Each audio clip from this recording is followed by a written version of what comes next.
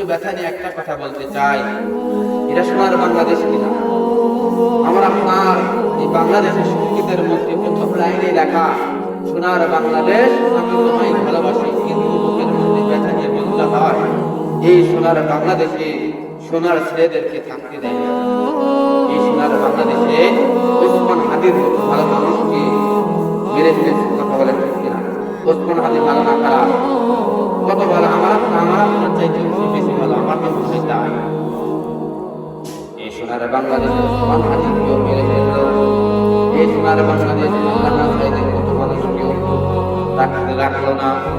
এই সোনার বাংলাদেশ জুনায়েদ বাবুনগরীর মতো মানুষকে রাখলো না।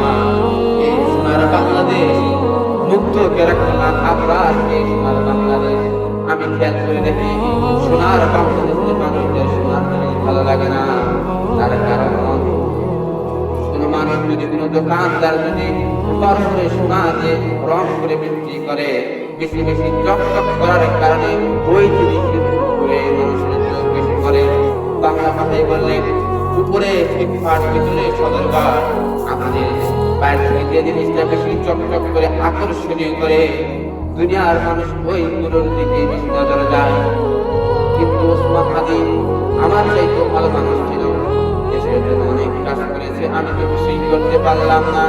এই সোনার বাংলাদেশ ভালো মানুষদেরকে থাকতে দেয় না।